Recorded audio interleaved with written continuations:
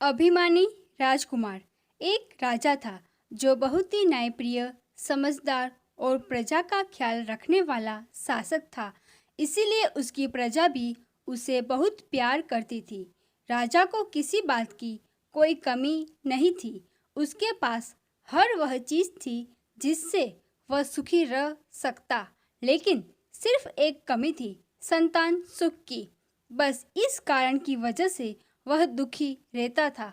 अपने राजा को दुखी देखकर उससे प्यार करने वाली प्रजा भी राजा के लिए दुखी होती थी। राजा का भाग्य बहुत अच्छा था, इसीलिए देर से ही सही उसे संतान प्राप्ति हुई और उसे घर में एक प्यारा सा राजकुमार ने जन्म लिया। पुत्र प्राप्ति की खुशी में राजा ने बहुत बड़ा जश्न मनाया, एक बड़ा उत्सव किया और प्रजा को भी खुश किया। काफ़ी लंबे समय के बाद पुत्र प्राप्ति होने की वजह से राजकुमार को ज़्यादा ही लाड प्यार से बड़ा किया जाने लगा। वह कहते हैं ना कि किसी भी बात की ज्यादती अच्छी नहीं होती। ये कहावत सच हुई। राजकुमार जैसे जैसे बड़ा होता गया वह बहुत जिद्दी और अहंकारी होता गया। उसे लगता कि वह राजकुमार है, इसीलिए उसकी हर इच्छा पूरी होगी और हर कोई उसे का आदेश गुलामों की तरह पालन करेगा। उसने प्रजा को और सैनिकों को अपनी मनमानी करते हुए बहुत परेशान किया। सभी राजकुमार से काफ़ी परेशान और दुखी रहने लगे। कई बार लोगों ने राजकुमार की शिकायत लेकर जाता।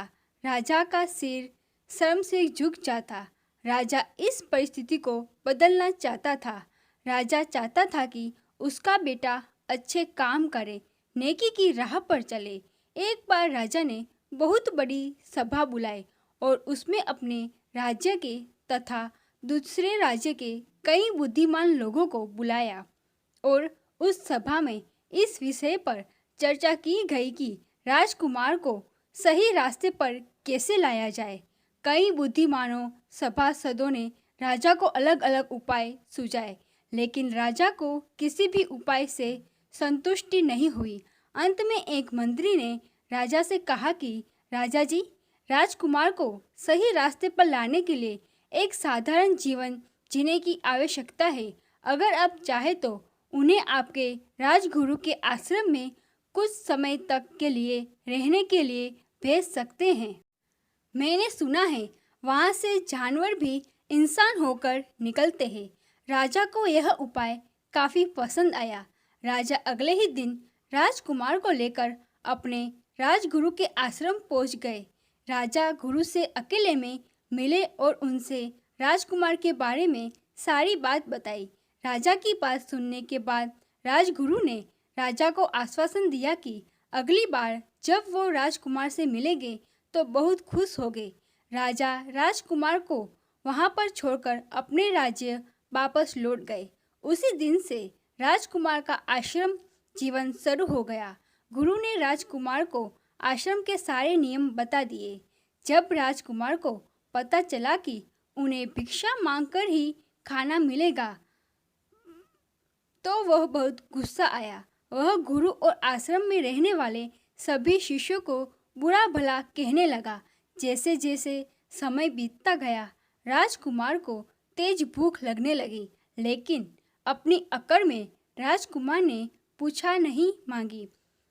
पहले दिन तो अपनी अकड़ में राजकुमार भूखा ही सो गया, लेकिन अगले दिन उससे और ज़्यादा भूखा नहीं रह गया। ना चाहते हुए भी वह बाकी शिष्यों के साथ भिक्षा मांगने के लिए गया।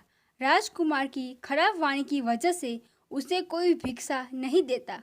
फिर भी अन्य बैठकर खाना की वजह से उसे थोड़ा सा खाना मिल जाता।